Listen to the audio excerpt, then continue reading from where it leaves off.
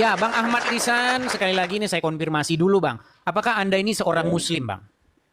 Muslim lah bang, 100% masihan bang. Muslim. Kira-kira, Bang, Iya. apa yang membuat kami yakin bahwa Anda seorang Muslim? Nanti dibilang Anda nyamar. Oh iya bang. Silakan. Saya ngucap lagi ya bang ya. Silakan. Asyhadu an la ilaha illallah wa asyhadu anna Muhammadar Rasulullah. Sah ya, Bang. Muslim ya, teman-teman ya, Muslim ya. Nah, Oke, mau sah. saya tambah lagi bang. Silakan tambahan, belum ada tambahan. Nah. Bismillahirrahmanirrahim. Alhamdulillahirabbil alamin. Arrahmanirrahim. Maliki yaumiddin. Iyyaka na'budu wa iyyaka nasta'in. Ihdinas siratal mustaqim siratal ladzina an'amta 'alaihim ghairil maghdubi 'alaihim waladdallin. Amin. Nah. Ya, Muslim ya, sah ya. Oke. Gimana, Bang? Oke, Bang. Saya ini kan sudah sering buka channel seperti ini. Iya bang. Udah berapa lama Abang ikuti? Abang sering nonton? Setahun, sebulan? Oh nonton bang Edis gitu? Sudah setahun, sebulan, 2 bulan? Sudah kurang lebih 3 bulan apa? 3 bulan. Adakah yang saya katakan itu fitnah? Atau bagaimana kesan dan kesan-kesan Anda ketika menonton channel saya?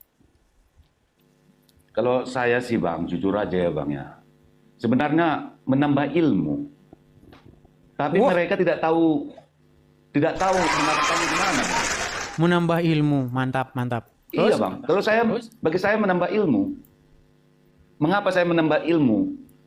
Walaupun istilahnya kisah Nabi Rasul itu istilahnya ada yang jelek, yang baik, kita kan paham gitu loh bang. Nah gitu.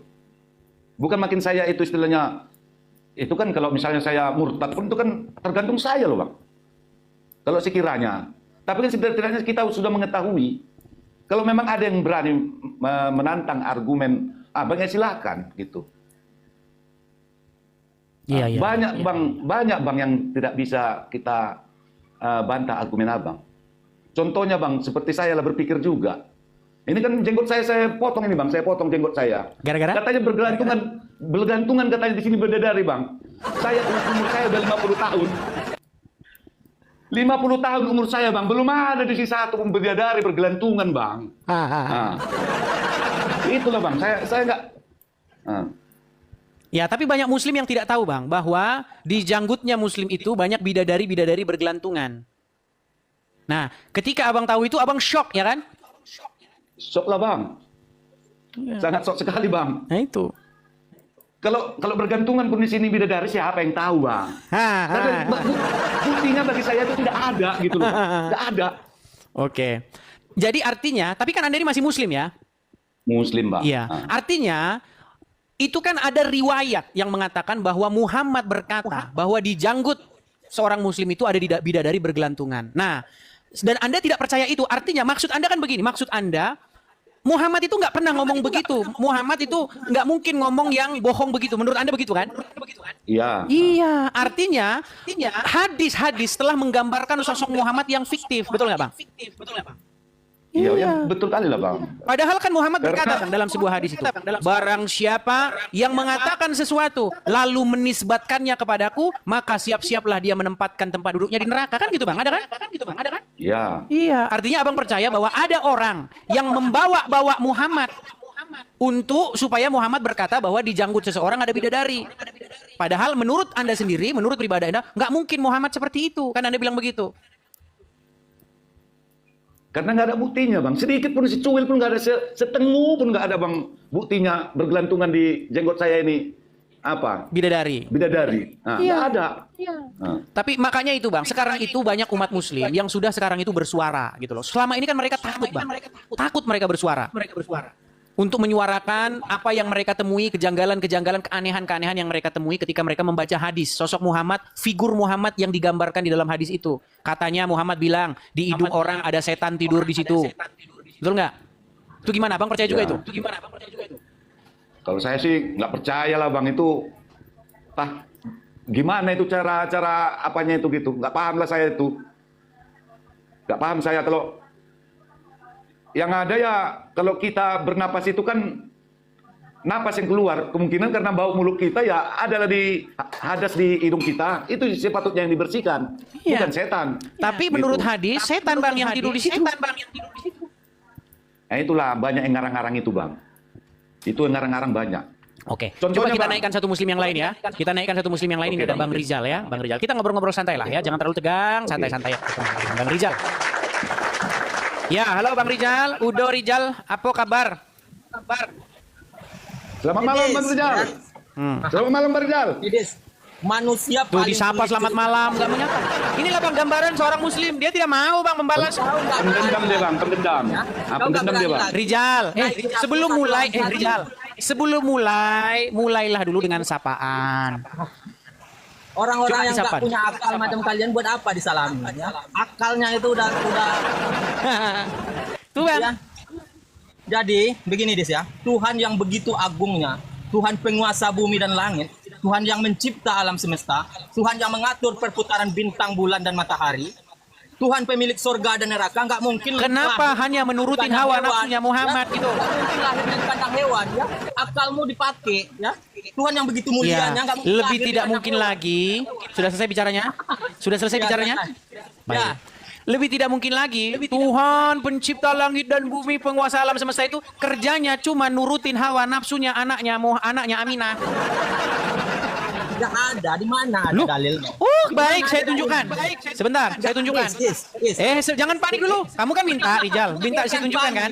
Ingat ya, Jangan Rizal, panik begitu, tidak Rizal. ada satu ulama pun, Rizal, ya, tidak ada satu kamu ulama jangan pun yang begitu. mengatakan, yang sepakat, Nih. kalau terjemahan Al-Quran itu Saya juga tunjukkan Al-Quran, ya. nggak ada. Maka jangan kalian, jangan kau pakai standar ganda sama dengan Tuhanmu, ya. Baik. Oke. Apakah pekerjaan Allah di mata Aisyah? Perhatikan. Ini tertulis di dalam Sahih Bukhari. Ya, di dalam kitab Sahih Bukhari, pembahasan surat Al-Ahzab ayat 51. Telah menceritakan kepada kami Zakaria bin Yahya, telah menceritakan dan seterusnya. Rasulullah SAW, saya berkata, Aisyah berkata ya, dari Aisyah dia berkata, saya selalu cemburu kepada setiap wanita yang menyerahkan dirinya kepada Rasulullah SAW. Saya berkata, mungkin Bang Ahmad Lisan feedback Bang, mungkin dibisukan dulu, Bang Ahmad Lisan. Ya, Ya, Bang. Oke. ya, apa namanya, menggaung, apa namanya, eko. Coba dibisukan dulu. Oke, baik. Ya, saya berkata, Aisyah yang berkata, apakah seorang wanita menyerahkan dirinya? Maka ketika Allah Azza wa Jalla menurunkan ayat, kamu, maksudnya Muhammad, boleh menangguhkan, menggauli siapa-siapa yang kamu kehendaki di antara mereka, dalam kurung istri-istrimu. Dan boleh pula, ya kamu boleh pula, Muhammad ini boleh pula, menggauli siapa-siapa yang kamu kehendaki. Perhatikan, kamu boleh menggauli siapa-siapa yang kamu kehendaki. Dan siapa-siapa yang kamu ingini untuk menggaulinya kembali dari perempuan yang telah kamu cerai, maka tidak ada dosa bagimu. Surat Al-Ahzab ayat 51.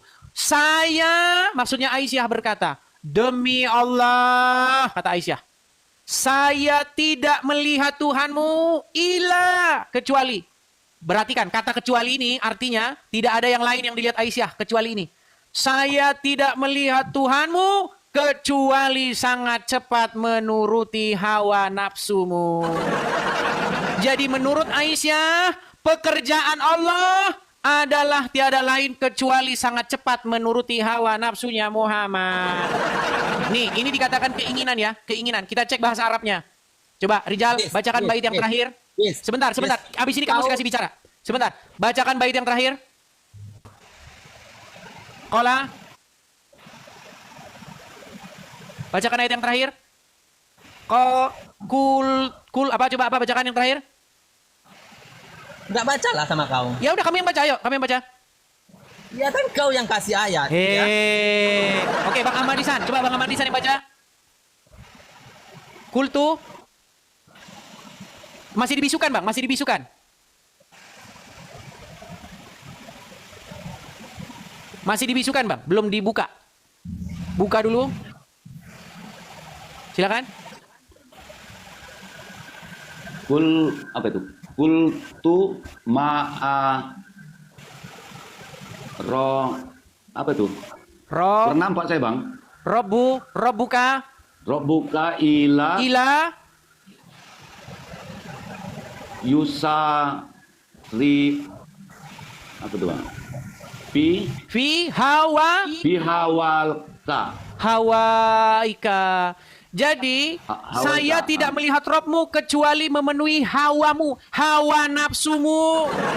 Ini Aisyah yang ngomong bahwa Aisyah tidak pernah melihat yang lain kecuali Tuhannya Muhammad, sangat sigap gesit menuruti hawa nafsunya Muhammad.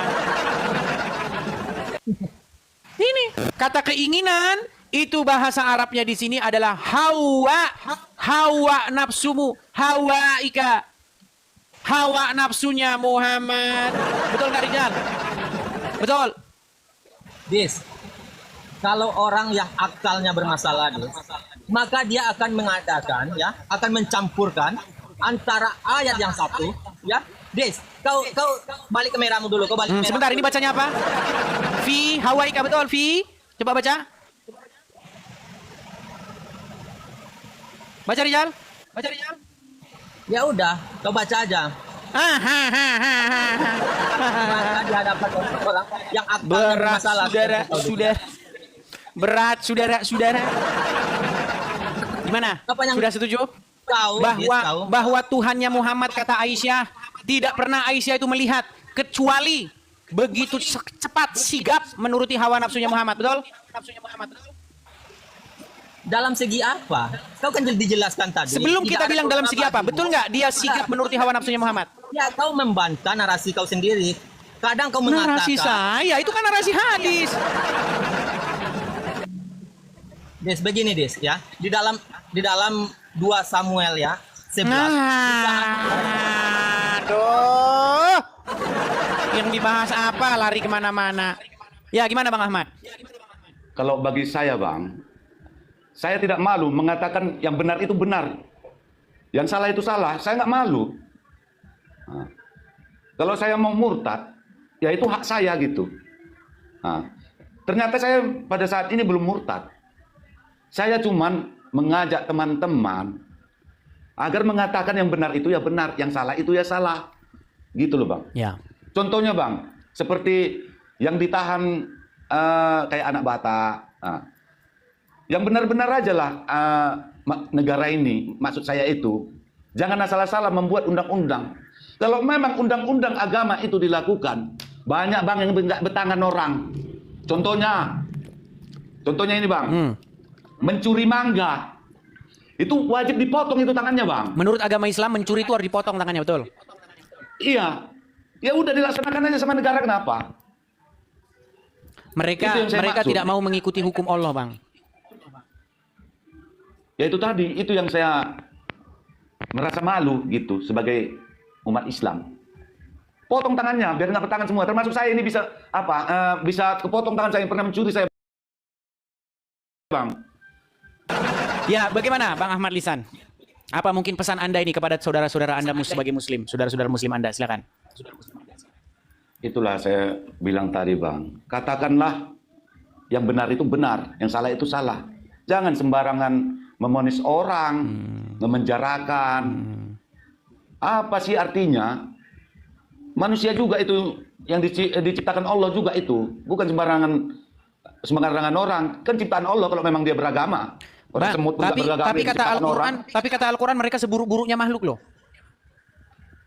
Itulah Bang, makanya saya pun Bingung. gimana? Bingung saya. Bingung. Biasanya Kalau saya- kata Buya Sakur, jangan takut murtad dong. Saya udah bilang duluan Bang, jangan takut murtad. Cuman begini Bang, Bagi saya ini, saya sudah seperti memegang agama Islam ini sudah seperti memegang duri. Saya tahankan, saya sakit. Saya lepas, saya sakit juga gitu. Udah paham lah Bang itu. Iya. Jadi gini teman-teman ya, di dalam ada ayat Al-Quran dikatakan bahwa seburuk-buruknya makhluk ya. Nih, perhatikan ya. Saya akan tampilkan di dalam surat Al-Anfal. Surat Al-Anfal ayat yang kelima. Apa kata Allah kepada orang-orang kafir? Perhatikan. Ya. Surat Al-Anfal ayat 55. Sesungguhnya binatang, bayangkan Bang, binatang loh Bang. Sesungguhnya binatang yang paling buruk di sisi Allah adalah orang-orang tapir. Ini disamakan dengan binatang, Bang. Nah, tapi Bang, saya kasih tunjuk, Bang. Saya kasih tunjuk. Nih, saya kasih tunjuk ya. Nih, perhatikan Bang ya. Yang seburuk-buruknya itu Bang ya. Nih, saya tunjuk. Ini siapa Bang? Ini kaum muslimin Bang. Kaum muslimin naik haji. Ya, ketika mereka naik haji, mereka tidak naik unta Bang. Nih, ini kaum muslim jamaah haji. Mereka naik haji. Mereka naik haji pakai apa? Pakai pesawat terbang. Pesawat terbang buatan siapa? Buatan tapir. Yang katanya seburuk-buruknya makhluk. Bayangkan Bang, orang Islam yang bilang, yang percaya bahwa seburuk-buruknya binatang itu adalah orang tapir, tetapi di detik yang sama orang Islam yang bilang begitu naik pesawat bikinan orang tapir. Ini yang saya katakan Bang, sungguh kalian berada dalam kenekatan yang sangat nyata.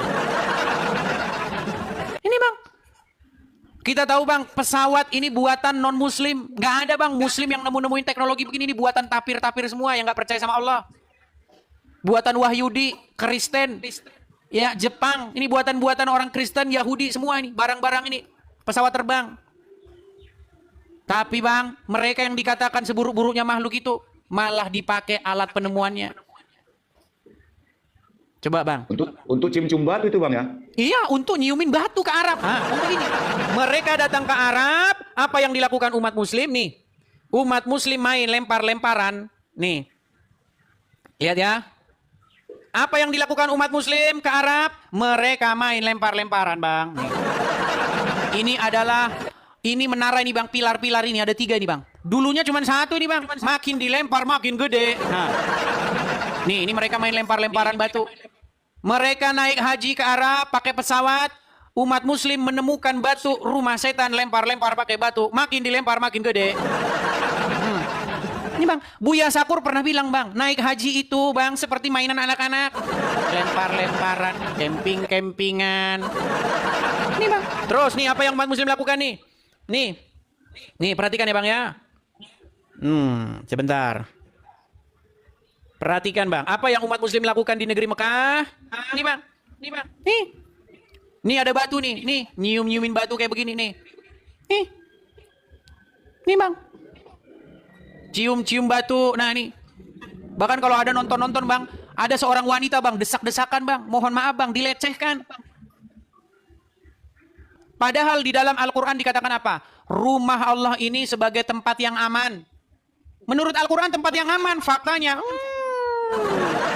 mau saya lihat pengakuan seorang muslimah yang mohon maaf ya, itu kemaluannya katanya dipegang di situ. Nih, kita lihat videonya ya, bagaimana ada seorang muslimah yang naik haji, ya cium batu, dia malah ini nih.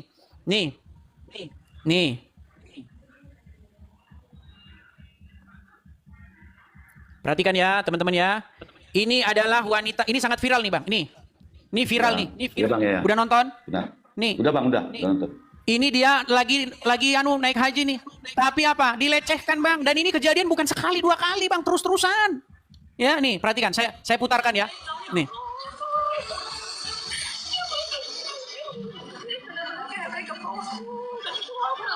Nih. Ya Allah, sumpah ini pengalaman atau kayak gimana ya, ini aku harus banyak-banyak istighfar sih, astagfirullah. Aku gak nyangka banget ya, ternyata orang-orang di sini tuh ada yang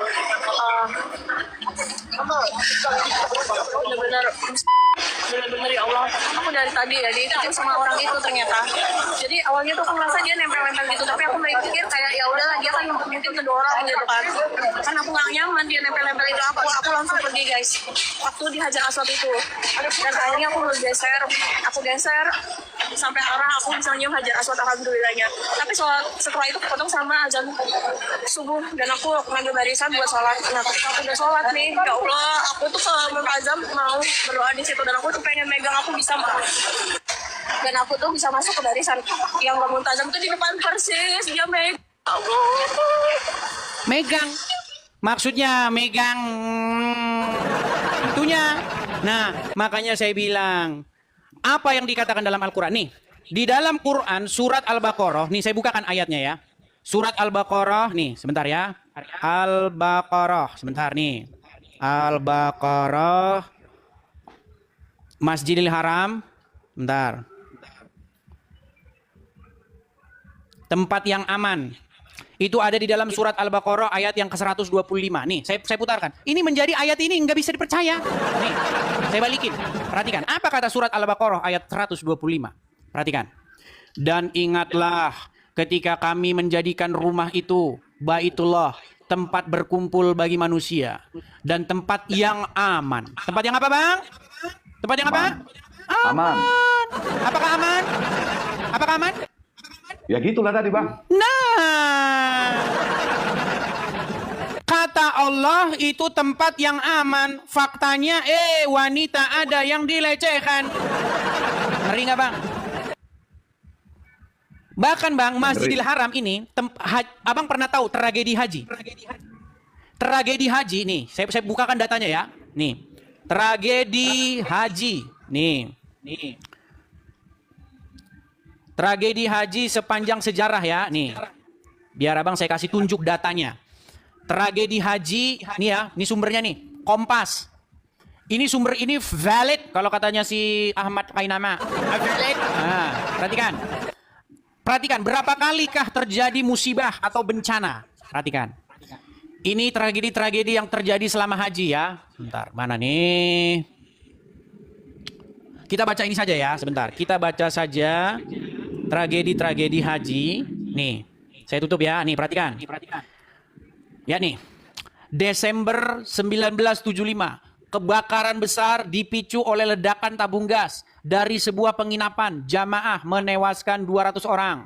1979, kelompok militan yang terdiri dari ratusan pria bersenjata menyandera ribuan jamaah haji di dalam Masjidil Haram. Atas insiden ini 153 orang dikabarkan meninggal dan 560 lainnya terluka. Jamaah haji asal Iran melakukan protes, kemudian direspon dengan petugas keamanan Saudi. Insiden ini merenggut 400 nyawa. 10 Juli 1989, serangan di luar Masjidil Haram mengakibatkan tewasnya 1 orang dan 16 lain terluka. 2 Juli 1990, gangguan pada sistem ventilasi di terowongan Mina mengakibatkan jemaah berdesak-desakan hingga merenggut 1.426 nyawa. 24 Mei 1994, sebanyak 270 jemaah haji meninggal. Bang, kalau dibaca Bang sampai subuh Bang. Kemarin yang terakhir 2015 kalau nggak salah, 2015 kemarin kren, tahu kan kren yang kemarin jatuh menimpa jamaah haji? Kata Allah Ya, Bang, itu adalah tempat yang aman. Coba gimana Abang mau percaya begitu? Ini ada tappingan tadi nih, Bang. Saya katanya membantu Edis merusak Islam katanya. Benarnya teman-teman. Saya nggak merusak Islam, saya mengutarakan. Bentar Bang Edis. Saya hanya meluruskan. Katakanlah yang benar itu benar. Katakanlah yang salah itu salah. Cuman itu bagi saya. Nah, kalau kamu mau cium batu itu menghapus dosa, silakan. Karena saya nggak yakin itu menghapus dosa. Itu batu. Itu namanya syirik. Nah, saya hanya percaya sama Allah Ta'ala. Itu bagi saya. Tuh. Nah, Ya kan? itu bagi saya. Saya hanya percaya pada Allah Ta'ala. Saya percaya sama Al-Quran. Al-Quran mengatakan beriman kepada kitab-kitab sebelumnya. Itu saya. Nah. Iya Pak. Jadi memang yang terjadi selama ini, itu banyak umat muslim itu, dia tidak belajar nih. Makanya nih, dikatakan begini, tapi ya serba dilema juga nih Bang nih. Ini muslim nih, ini hadis, ini Quran, ini hadis nih. Yang mana ini? Nah, Pak Cakra itu mengatakan, buku-buku hadis ini, ya, yang isinya, Bang, hadis itu sebagian besar diriwayatkan Abu Hurairah. Tahu nggak Bang Abu Hurairah itu siapa? Itulah Bang, kurang paham saya nggak. Jadi begini. Kalau hadis-hadis ini saya. Jadi justru Abu Hurairah menurut riwayat-riwayat Muslim itu adalah orang yang paling singkat. Dia bertemu dengan Muhammad kurang lebih hanya sekitar 2 tahunan. Dia hanya bertemu Muhammad 2 tahun, tetapi dialah yang paling banyak meriwayatkan hadis. Makanya saya bilang Bang, ketika saya pelajari agama Islam ini, bukankah Muhammad lebih dahulu dia itu berteman dengan sepupunya, yaitu Ali bin Abu Thalib. Muhammad itu kan menurut riwayat dirawat oleh Abu Thalib. Ya kan? Kemudian Abu Thalib itu punya anak namanya Ali. Menantunya Muhammad sendiri itu akhirnya nanti yang menikah dengan Fatimah.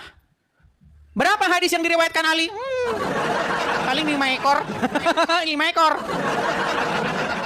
Tapi berapa hadis yang diriwayatkan oleh Abu Hurairah yang hanya kurang lebih 2 tahun bertemu dengan Muhammad? Penuh, numplek Bang. Bahkan dia itulah orang yang paling banyak meriwayatkan hadis. Nah, di dalam riwayat-riwayat, tahu nggak Bang arti Abu Hurairah itu apa? Abu itu bapak, Hurairah itu kucing. Kucing. Jadi Abu Hurairah itu kalau secara literal itu artinya bapak kucing. Maksudnya dia itu seorang bapak penggemar kucing. Dia itu sangat senang dengan kucing. Makanya zaman saya masih kecil, waktu saya masih kecil, masih main mobil-mobilan ngeng. Nah itu, saya punya teman. Nah, teman saya itu nabrak kucing, main mobil-mobilan kami kan, nabrak kucing. Dia ketakutan. Kenapa katanya? Nanti kami disuruh ngitung bulu kucingnya. Iya, waktu saya masih kecil, Bang. Disuruh ngitung bulu kucing. Karena apa? Karena hewan kesayangan Rasulullah itu adalah kucing katanya. Jadi kucing ini sangat kami muliakan kata dia. Ternyata setelah saya sudah besar, setelah saya periksa, oh ternyata banyak diriwayatkan, hadis-hadis diriwayatkan oleh Abu Hurairah, penggemar kucing. Makanya Bang saya tahu kenapa umat muslim itu sangat anti sama anjing. Tahu nggak kenapa? Kan umat muslim nggak bisa kalau ada anjing di najis. Najis, karena air liur, najis katanya. Ternyata, ini dugaan saya Bang ya, dugaan saya. Namanya kucing, itu kan paling takut sama anjing. Abang kalau jadi penggemar kucing, ya, Abang itu sangat menjaga kucing Anda itu dari anjing. Karena ini dua hewan ini, Tom dan Jerry ini. Ya kan? Kucing dan anjing itu lambang permusuhan abadi. Jadi di mana ada anjing, di situ dia ngejar kucing. Nah, mungkin, ini sangat mungkin karena Abu Hurairah itu sangat penggemar kucing, bisa jadi dia sangat benci anjing. Makanya dalam riwayat-riwayat, ya anjing itu selalu ya air liurnya najis lah, membatalkan sholat lah, jelmaan setan lah. Makanya saya sangat menduga, ini hanya menduga ya, saya sangat menduga itu ada unsur-unsur pribadi di situ. Kalau kamu nanti nabrak kucing, kamu harus hitung bulunya. Karena kucing itu hewan kesayangan Rasulullah katanya. Padahal dia itu seorang penggemar kucing itu, Abu Hurairah itu. Makanya namanya Abu Hurairah. Gitu Bang. Bentar ya Bang. Bahkan anjing hitam itu jelmaan setan gitu. Saking bencinya sama anjing. Saya ngucapkan narasi saya dulu Silakan. Teman-teman ya Bang. Karena banyak tappingan sama saya nih kok katanya saya mendukung Edis. Saya bukan mendukung, cuman saya hanya meluruskan, menerangkan supaya kamu tahu gitu. Umatku, umat Islam semuanya, seluruh dunia. Jangan kamu sok-sok bilang kitab saya suci. Ya suci bagi kamu. Kalau bagi umat Kristen, semua, terutama Bang Edis, semua Kristen seluruh dunia mengakui itu Al-Quran. Kitab tapi palsu. Biar kamu tahu. Bagi kamu, ya kitab kamu ya memang bagi kamu baik, suci. Tapi suci kan bagi kita. Kalau bagi mereka itu ya kitab palsu. Jangan sok suci. Jangan sok diagung-agungkan di Indonesia ini. Kalau memang betul-betul Indonesia ini mengagungkan Islam, ya udah hukum itu dilaksanakan. Potong tangannya yang mencuri. Nah, biar tahu itu Islam itu kayak mana. Jangan dikit-dikit ditangkap. Saya nggak takut. Nggak takut saya. Ya, seperti saya bilang, Bang. Nggak takut. Saya hanya gini, kita ubah yuk kebiasaan. Maksudnya begini, argumen, lawanlah dengan argumen. Pendapat, bantahlah dengan pendapat. Jangan sikit-sikit lapor polisi. Saya kasih contoh, Bang. Saya kasih contoh nih.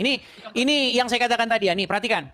Nih, ini ada hadisnya, Bang. Sahih Muslim 2934. Perhatikan.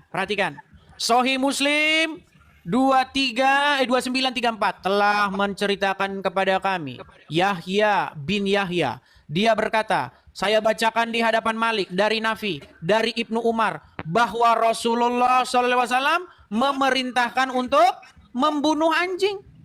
Nih, membunuh anjing. Banyak di bang hadis-hadisnya nih. Sahih Muslim 2935 telah menceritakan dan seterusnya Abu Bakar bin dan seterusnya dari Ibnu Umar. Dia berkata, Rasulullah SAW memerintahkan supaya membunuh anjing. Lalu beliau mengutus orang ke seluruh penjuru Madinah untuk membunuh anjing. Nih, ya, banyak nih bang hadis-hadisnya. Salah memerintahkan supaya membunuh anjing. Lantas kami pergi ke seluruh penjuru kota sehingga kami tidak meninggalkan seekor anjing pun, melainkan kami membunuhnya. Nih, perhatikan. Bahkan kami membunuh seekor anjing yang selalu mengikuti tuannya. Nih bang, banyak bang hadisnya bertumpuk-tumpuk. Bahkan dikatakan anjing itu jelmaan setan. Nih, ya kan? Perhatikan nih, banyak nih. Anjing itu jelmaan setan katanya. Nih, nih ya. Kemudian Nabi SAW melarang membunuh anjing seperti itu. Namun beliau bersabda, bunuhlah anjing yang berwarna hitam. Nah ini warna hitam. Dengan 2 titik putih di keningnya. Karena anjing itu adalah jelmaan setan. Nah makanya bang, yang sedang dilakukan oleh Pak Cakra dan muslim-muslim lainnya, banyak sekarang muslim-muslim lainnya itu ingin merekonstruksi hadis. Apa benar sosok Muhammad yang kita imani, ini muslim yang ngomong ya, itu adalah sosok Muhammad yang digambarkan sedemikian rupa. Nah makanya sekarang ini lagi muncul gerakan-gerakan Islam revolusioner. Ya, Islam revisionis, ya, ingin merevisi. Itu sebenarnya bibit-bibit itu sudah ada di tengah-tengah kaum muslimin sendiri. Bagaimana Wahabi bilang Bapak Muhammad di neraka. Bagaimana ini bilang oh Bapak Muhammad nggak di neraka. Jadi sekarang ini bang sedang ada satu upaya untuk mereka ulang sosok Muhammad yang sesungguhnya. Makanya belajar, jangan lapor-lapor polisi, belajar. Apa sih cuman argumen-argumen kok dibantah dengan argumen. Begitu loh. Ya begitu Bang Ahmad. Oke bang, bentar bang. Oh, silakan, Saya Bang. Ya. ngomong dulu sama pemerintah. Kalau pemerintah ini mendengar saya, ataupun kalau bisa ada yang viralkan nggak apa-apa bagi saya. Kalau untuk agama itu para pejabat-pejabat pemerintah minta tolong yang adil, diadili yang sebenar-benarnya. Jangan yang hukum yang bersalah besar itu hukumnya enak-enak gitu. Cuman dikit aja di media ini udah di penjara. Nah itu, minta tolong kepada pemerintah.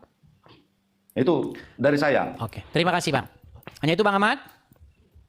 Oke bang, oke. Oke, terima kasih Bang Ahmad. Saya turunkan ya Bang Ahmad ya. Oke, sehat selalu bang. Bang Idris, lanjut Amin, bang. amin. Selamat malam Bang Ahmad, saya turunkan. Ya teman-teman, karena memang kadang-kadang banyak faktor teman-teman.